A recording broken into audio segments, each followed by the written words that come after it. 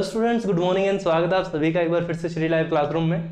तो आज की क्लास में जैसे हमने प्रीवियस क्लासेस में शुरू किया था पोटेंशियोमीटर, तो पोटेंशियोमीटर की हमने बात की थी कंस्ट्रक्शन की। ठीक है, हम कंस्ट्रक्शन की बात कर चुके हैं, उसके कंसेप्ट की बात कर चुके हैं, वो क्या काम आता है और बनता कैसे है। So today we will talk about the working principle of potentiometer. Working principle की पोटेंशियोमीटर काम कैसे करता है। ठीक है, इसको आप प्रिंसिपल ऑफ पोटेंशियोमीटर कह सकते हैं और इसका जो पूरा नाम होगा वो होगा वर्किंग प्रिंसिपल। ठीक है, कार्य करने का जो सिद्धांत है, ये काम कैसे करता है। देखिए, सबसे पहले तो यहाँ पे एक पोटेंशियोमीटर बना हुआ है, ये एक स्टैंडर्ड सर्किट है। ठीक है, पोटेंशियोमीटर का स्टैंडर्ड सर्किट है, इसको आप रे डायग्राम कह सकते हैं। ठीक है, दिस इज रे डायग्राम और फिगर। इसमें देखिए क्या है, यहाँ पे पोटेंशियोमीटर यहाँ तक की जो अरेंजमेंट है, ये जो ऊपर की जो अरेंजमेंट है, इसको हम लोग बोलते हैं प्राइमरी सर्किट। इसको हम क्या बोलते हैं, इसको हम बोलते हैं प्राइमरी सर्किट। तो ये जो प्राइमरी सर्किट की जो अरेंजमेंट है, ये सारी पोटेंशियोमीटर की अरेंजमेंट है। किसकी अरेंजमेंट है? पूरी की पूरी पोटेंशियोमीटर की अरेंजमेंट। और नीचे हमारा आ जाता है सेकेंडरी सर्किट। क्या आ जाता है? Secondary circuit. और हमारा ये जो सेकेंडरी सर्किट है, ये किसकी अरेंजमेंट है? ये अरेंजमेंट होती है किसके लिए? ये अरेंजमेंट होती है गैल्वेनोमीटर और एडिशनल ईएमएफ सोर्स, जिसकी हमें क्या निकालना होता है, जिसका हमें पोटेंशियल मेजर करना होता है। ठीक है, ये मेजरेबल हिस्सा होता है, ये वो हिस्सा होता है जिसके लिए क्या करना है, हमें कैलकुलेशन करनी है। इसको तो हमें कैलकुलेट करना है, इस ईएमएफ सोर्स को। और ये ईपी का मतलब होता है पोटेंशियोमीटर की स्टैंडर्ड जो ईएमएफ सोर्स होता है उसकी ईपी यहाँ पे। ठीक है, ईपी क्या होता है? पोटेंशियोमीटर का स्टैंडर्ड ईएमएफ सोर्स होता है, ये जिसके रिस्पेक्ट में हमें वैल्यूज निकालनी है। ठीक है, और ए से लेके बी तक क्या है यहाँ पे, ये जो ए से लेके बी तक आपको दिख रहा है, ये हमारा क्या है? ये हमारी कनेक्टिंग वायर है। ये हमारी क्या है? कनेक्टिंग वायर है। एक बार के लिए मैं आपको रिवाइज करा देता हूं, ए से लेके बी तक कनेक्टिंग वायर है। यहाँ पे आर एच का मतलब यहाँ पे है रियोस्टेट। ये क्या है हमारा? ये हमारा रियोस्टेट है। रियोस्टेट का मतलब होता है एक ऐसा डिवाइस जो क्या करता है? करंट को कंट्रोल करता है। ठीक है, करंट को क्या करता है? कंट्रोल करता है एक सर्टेन वैल्यू तक। K1 हमारी यहाँ पे की हो गई, ईपी हमारा क्या हो गया? ईपी हमारी क्या होगी? EMF of potentiometer. ठीक है, पोटेंशियोमीटर यानी पोटेंशियोमीटर की जो स्टैंडर्ड ईएमएफ है वो क्या है? यहाँ पे ईपी है। ठीक है, ये चीज हमारे पास में, ये तो पूरा का पूरा सर्किट हो गया। अब हम बात करते हैं कि ये काम कैसे करता है। देखिए, काम किसके बेस पे करेगा? ये काम करेगा सिर्फ और सिर्फ जो ए से लेके बी तक जो वायर लगी हुई है, इस वायर के बेस पे काम करेगा। और इस वायर के लिए क्या कंडीशन थी? इस वायर के लिए कंडीशन थी कि जो यहाँ पे हम वायर ले रहे हैं वो पहले तो कैसी होनी चाहिए? वो हाई रेजिस्टेंस वायर होनी चाहिए। कैसी होनी चाहिए? हाई रेजिस्टेंस वायर होनी चाहिए। प्लस उसका जो एरिया ऑफ क्रॉस सेक्शन है, क्या कहा मैंने? एरिया ऑफ क्रॉस सेक्शन, वो क्या होना चाहिए? वो यूनिफॉर्म होना चाहिए। क्या होना चाहिए?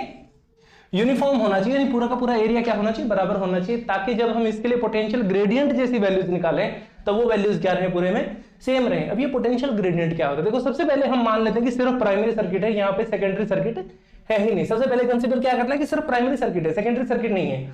सो इन दैट केस अगर मैं बात करूं कि जो ए से लेके बी तक की जो पूरी लेंथ है, अगर मैं इस लेंथ को क्या बोल दूं? कैपिटल एल बोल दूं। ठीक है, if capital L is the length of potentiometric wire, जो कि हमें पता है कि 100 मीटर होती है स्टैंडर्ड में। लेकिन हम एक बार के लिए मान लेते हैं कि वो 100 मीटर को हमने क्या लिख लिया? कैपिटल एल लिख लिया। कि कैपिटल एल क्या है? उसकी पूरी की पूरी लेंथ है। सो इस कंडीशन में हम क्या मेजर करते हैं? इस कंडीशन में हम ये मान लेते हैं कि इस पूरी वायर के लिए जो पोटेंशियल ड्रॉप है उसको हम लिखेंगे पोटेंशियल ग्रेडियंट की फॉर्म में। किसकी फॉर्म में लिखेंगे? पोटेंशियल ग्रेडियंट की फॉर्म में। ओके, सो ये पोटेंशियल ग्रेडियंट क्या होता है? लेट अस से if x is the potential gradient. यहां पे x क्या चीज है? ये आपको ध्यान रहेगा, ये क्या रहेगा? Potential gradient. पोटेंशियल ग्रेडियंट का मतलब होता है कि यूनिट लेंथ में, इस पूरी वायर की यूनिट लेंथ में पोटेंशियल ड्रॉप कितना होगा। अब मैं यहां पे लिख देता हूं यहां से कि पोटेंशियल ग्रेडियंट क्या होता है? पोटेंशियल ग्रेडियंट का मतलब होता है potential drop in unit length of wire. ये जो वायर है, इस वायर की यूनिट लेंथ में। तो देखिए यहाँ पे पहली बात, तो यहाँ पे पोटेंशियल आ कितना आ रहा है? किससे आ रहा है? सिर्फ प्राइमरी सर्किट की बात कर रहे हैं, सेकेंडरी सर्किट की बात हम यहाँ पे नहीं कर रहे हैं। तो किसकी तरफ से आ रहा है? ईपी की तरफ से आ रहा है। कहां से आ रहा है? ईपी से आ रहा है। पूरा का पूरा पोटेंशियल किससे आ रहा है? ईपी से आ रहा है। और पूरी लेंथ क्या है? एल है। अगर मैं इसको एल से डिवाइड कर दूं तो क्या हो जाएगा? क्या ये पोटेंशियल ग्रेडियंट बन जाएगा?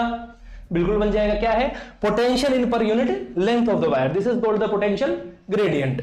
अब देखिए यहां पे जो ईपी है, ठीक है, क्या है? यहां पे जो ईपी है वो ईपी किसके बराबर होगा? ऑल्सो मैं यहां से नहीं, यहां नीचे लिख लेता हूं, सॉरी।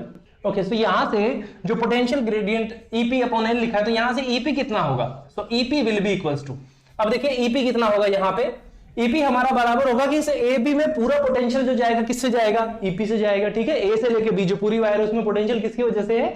ईपी की वजह से। तो क्या मैं इसको वी ए बी लिख सकता हूं? क्या मैं इसको VAB लिख सकता हूं? बिल्कुल लिख सकता हूं। और VAB किसके बराबर होगा? यहां से x को अगर मैं किससे मल्टीप्लाई कर दूं, L से अगर मैं मल्टीप्लाई कर दूं तो किसके बराबर हो जाएगा? VAB के बराबर हो जाएगा। क्या ऐसा हो जाएगा? बिल्कुल हो जाएगा। अगेन जो हमारा VAB होगा ये किसके बराबर होगा? देखो इसमें से जो करंट फ्लो कर रहा है, हम मान लेते हैं कि इसमें से करंट कितना फ्लो कर रहा है, हम मान लेते हैं कि I करंट इसमें से क्या कर रहा है? फ्लो कर रहा है यहां पे। So VAB will be equals to I is the current multiplied by the resistance of the whole wire। हम मान लेते हैं कि पूरी वायर का रेजिस्टेंस क्या है? कैपिटल R है, ठीक है, इसके बराबर हो जाएगा। अब VAB को किसके इक्वल लिख देंगे? XL के इक्वल लिखेंगे, तो यहां से X की वैल्यू क्या आ जाएगी? अगेन अगर मैं यहां से लिखूं again VAB is equals to IR and that is equals to XL, तो यहां से मैं लिख सकता हूं कि XL is equals to IR और यहां से मैं क्या लिख सकता हूं? X is equals to IR upon L, ठीक है, क्या लिख सकता हूं? IR upon L। अब देखिए R यहां पे क्या है? जो कैपिटल R हमने यहां पे लिखा है, what is this capital R? Capital R यहां पे क्या है? Capital R is the resistance of the wire AP। पूरी वायर का रेजिस्टेंस क्या है? कैपिटल R है। अगर मैं इसको डिवाइड कर दूं वायर की लेंथ L से, मैंने क्या किया कि इस R को मैंने डिवाइड कर दिया वायर की लेंथ L से, तो अब ये रेजिस्टेंस किसका बच गया? ये रेजिस्टेंस बच गया यूनिट लेंथ का। किसका बच गया? यूनिट लेंथ का, ठीक है। समझ पा रहे हैं मेरी बात? बिल्कुल, बहुत बढ़िया। अगर समझ पा रहे हैं तो x इज इक्वल्स टू, मैं यहां से लिख दूं I एज इट इज और R अपॉन L को अगर मैं लिख दूं RM। RM से मेरा मतलब है मीट्रिक रेजिस्टेंस, ठीक है, यानी पूरी वायर की लेंथ अगर आपने 100 मीटर रखी है तो 1 मीटर का रेजिस्टेंस कितना लिख देता हूं? RM लिख देता हूं, मीट्रिक रेजिस्टेंस, यानी कि क्या रेजिस्टेंस लिख दिया मैंने? यूनिट रेजिस्टेंस लिख दिया, यूनिट लेंथ का रेजिस्टेंस RM मैंने यहां पे लिख दिया, ठीक है। This is x is equals to IRM, ठीक है। So x is equals to IRM where जो हमारा RM है वो हमने किसकी जगह लिखा? हमने लिखा R बाई L की जगह पे क्या लिखा? RM लिखा, ठीक है। तो ये तो पूरे के लिए क्या आ गया? AB के लिए आ गया। अब हम क्या मेजर करते हैं? अब हम मान लेते हैं सेकेंडरी सर्किट हमारे पास में है जिसमें EMF सोर्स क्या लगा हुआ है? E हमारा यहाँ पे क्या है? EMF सोर्स है। और हमें क्या करना है? इस EMF सोर्स का हमें फाइंड करना है कि इस EMF सोर्स का पोटेंशियल कितना होगा या फिर इस EMF सोर्स की वैल्यू कितनी होगी। तो उसके लिए हम ये मान लेते हैं कि A से लेके B में एक पॉइंट आता है कहीं भी, यहां हम मान लेते हैं कि कोई पॉइंट आता है C, जिसकी दूरी यहां से हम लिख लेते हैं स्मॉल l, ठीक है। हम मान लेते हैं कि स्मॉल l डिस्टेंस के ऊपर कोई एक ऐसा पॉइंट C आता है जिसके ऊपर जो गैल्वेनोमीटर की रीडिंग है वो क्या आती है? यहां पे आ जाता है नल पॉइंट आ जाता है। नल पॉइंट का मतलब है कि गैल्वेनोमीटर की रीडिंग क्या आ जाएगी? 0 आ जाएगी, ठीक है। गैल्वेनोमीटर की रीडिंग क्या आ जाएगी? यहां से 0 आ जाएगी। सो इस 0 रीडिंग का मतलब क्या है कि इसकी जो पोटेंशियल है, इसकी जो पोटेंशियल वैल्यू वो किसके बराबर रहेगी? इस L को अगर मैं मल्टीप्लाई कर दूं, किससे मल्टीप्लाई कर दूं? यहां से पोटेंशियल ग्रेडियंट से अगर मैं मल्टीप्लाई कर दूं तो किसकी वैल्यू आ जाएगी? इसे E की वैल्यू आ जाएगी, ठीक है। सो अब यहां पे देखिए क्या होगा, अब A से लेके C के बीच में पोटेंशियल मेजर करना है। नाउ VAC, A से लेके C का पोटेंशियल कितना होगा? देखो x as it is which is the potential gradient, ठीक है। यहां पे क्या लिखा था? पूरी वायर का AB का क्या लिखा था? x इंटू कैपिटल L लिखा था। यहाँ पे x एज इट इज और L कौन सा लिखेंगे? स्मॉल l लिखेंगे, ठीक है। This is again the potential gradient that is the x into small l, ठीक है। ये वैल्यू हमारे पास में आ जाएगी। अब यहां से देखिए VAC is equals to what? VAC किसके बराबर रहेगा? इस E के बराबर रहेगा, ठीक है। किसके बराबर रहेगा? ये E के बराबर रहेगा। Now one we can say that कि जो VAC है वो किसके बराबर रहेगा? वो इस E के बराबर रहेगा। And this E will be equals to कितना? VAC, and this VAC is equals to क्या लिखा? x इंटू स्मॉल l हमने लिखा। और this equation represents the working principle of potentiometer. So what this equation is? This equation represents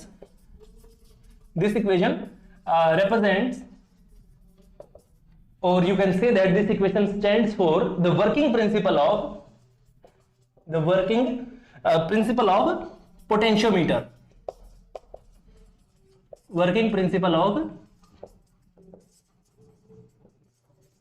potentiometer. So this is the equation जो हमें क्या करनी थी? फाइंड करनी थी। आई होप आपको यहां तक चीजें समझ आई होंगी। Okay students, so this was the equation of working principle of potentiometer. ये पोटेंशियोमीटर क्या थी? वर्किंग प्रिंसिपल की इक्वेशन थी। अब हम इसके लिए बात कर लेते हैं कुछ एक प्रिकॉशंस की, कि जब आप ये सर्किट बनाएंगे तो कुछ चीजें आपको ध्यान रखनी होती हैं। क्या ध्यान रखना है? देखिए सबसे पहली बात तो ये है कि ये जो EP की वैल्यू है, यहाँ पे जो आपने EP लिया है वो EP आप कुछ इस तरह से लेते हैं। किससे मेजर करेंगे? वोल्ट मीटर से मेजर कर लेंगे। किससे? नॉर्मल वोल्ट मीटर से। तो आपको क्या ध्यान रखना है कि जो EP की वैल्यू है वो हमेशा ज्यादा होनी चाहिए। किससे ज्यादा होनी चाहिए? इस E से ज्यादा होनी चाहिए, ठीक है। हमेशा किससे ज्यादा होनी चाहिए? इसे E से ज्यादा होनी चाहिए। दूसरी चीज क्या ध्यान रखनी है कि जो A से लेके B तक आप जो वायर ले रहे हो, उस वायर का जो क्रॉस सेक्शन है, क्या कहा मैंने? जो क्रॉस सेक्शन एरिया है वो क्या होना चाहिए? यूनिफॉर्म होना चाहिए। हम शुरू से बात करते आ रहे हैं, but this is the most important condition, आपको ध्यान रखनी जरूरी है। कैसा होना चाहिए? यूनिफॉर्म क्रॉस सेक्शन होना चाहिए, अदरवाइज क्या होगी, पोटेंशियल ग्रेडियंट की जो वैल्यू वो क्या हो जाएगी, चेंज हो जाएगी। जबकि हमें पोटेंशियल ग्रेडियंट की वैल्यू क्या रखनी है, कांस्टेंट रखनी है। सारी कैलकुलेशन हम लोग पोटेंशियल ग्रेडियंट के बेसिस पे करेंगे। तीसरी चीज हमें क्या ध्यान रखनी है कि इसमें से जो करंट फ्लो करते हैं उसको बहुत ज्यादा देर तक फ्लो नहीं करना चाहिए, ठीक है। जो आपको रीडिंग देनी है, आप जितना जल्दी रीडिंग ले सके आपको उतनी ही जल्दी रीडिंग ले लेनी चाहिए, क्योंकि अगर आप ज्यादा टाइम वेस्ट करोगे तो उस कंडीशन में क्या होता है कि जो वायर होती है वो वायर हीटअप होनी शुरू हो जाती है, वो वायर गर्म होनी शुरू हो जाती है। और एक बार जब वायर गर्म हो जाती है तो उसका इंटरनल रेजिस्टेंस, जो आंतरिक प्रतिरोध होता है, वो क्या हो जाता है, इंक्रीज हो जाता है, वो बढ़ चुका होता है पहले से। सो इस केस में पोटेंशियल ग्रेडियंट की वैल्यू क्या हो जाती है, चेंज हो जाती है। जबकि हमें क्या रखना है, पोटेंशियल ग्रेडियंट की वैल्यू क्या रखना है, कांस्टेंट रखना है। दूसरी बात और जो नेक्स्ट थिंग है ध्यान रखने वाली वो क्या है कि जो इनके जितने भी आपने ईएमएफ सोर्स ने ईपी लिया है, ई लिया है, और जब हम इसकी एप्लीकेशन करेंगे तो हम 2 से ज्यादा ईएमएफ सोर्स भी लेंगे, ठीक है, कंपेयर करेंगे उनकी ईएमएफ्स को। तो इन सब का जो पॉजिटिव पार्ट है, यानी जो हाई पोटेंशियल वैल्यू का है, जहां पे पोटेंशियल क्या रहता है, हाई रहता है, जो पॉजिटिव पार्ट है वो हमेशा कहां जुड़ा होना चाहिए, पॉइंट ए पे ही जुड़ा हुआ होना चाहिए, ठीक है। यानी इन दोनों का जो पॉजिटिव पार्ट है वो एक ही पॉइंट के ऊपर जुड़ा होना चाहिए। और लास्ट बट नॉट लिस्ट जो सबसे इंपॉर्टेंट कंडीशन है वो ये है कि जितने भी आप मेजरमेंट करोगे डिस्टेंस की, चाहे आपने कैपिटल एल लिया हो, स्मॉल एल लिया हो, या दूसरे केसेस जब आप मेजर करोगे, तो इस केस में सारी की सारी जो लेंथ है वो हमेशा क्या होनी चाहिए, हाई पोटेंशियल पॉइंट से लो पोटेंशियल पॉइंट की ओर ऐसे मेजर करनी चाहिए। इस डायरेक्शन में मेजर करोगे, ए से लेके बी आप उनको मेजर करोगे, ठीक है। ये चीजें आपको ध्यान रखनी है। अगर आप ये बातों को ध्यान रखते हो तो आपकी जो कैलकुलेशन है वो सही आएगी। But these are the precautions in short, I can say. Last में अगर मैं कहूं तो ये वो सावधानियां हैं जिनको आपको यूज करना है पोटेंशियोमीटर के रीडिंग्स को प्रॉपर लाने के लिए, ठीक है। आई होप आपको यहां तक डिस्कस की हुई चीजें समझ आई होंगी। इससे नेक्स्ट हमारे जो सेशंस होंगे उसमें हम बात करेंगे यूजेज ऑफ पोटेंशियोमीटर के, पोटेंशियोमीटर कहां काम आता है, कैसे काम आता है। सो thank you very much for being last till session. लास्ट तक बने रहने के लिए आपका बहुत बहुत धन्यवाद। इसके साथ में मैं आपके लिए एक स्पेशल अनाउंसमेंट लेके आया हूं कि हम शुरू करने वाले हैं 1 जुलाई से डेली जीके क्विज। यहां पे आपको क्या मिलेंगे, 5 क्वेश्चन की सीरीज होगी जिसमें 20 ऑप्शन होते हैं, यानी कुल मिला के आपके 20 कंसेप्ट क्लियर हो जाएंगे एक सिंगल वीडियो में ही। So stay tuned for those videos. So thank you very much again for being last till session. लास्ट तक बने रहने के लिए आपका बहुत बहुत धन्यवाद। Have a great day, happy learning. मिलते हैं एक नई वीडियो में नए कंसेप्ट के साथ। जय हिंद।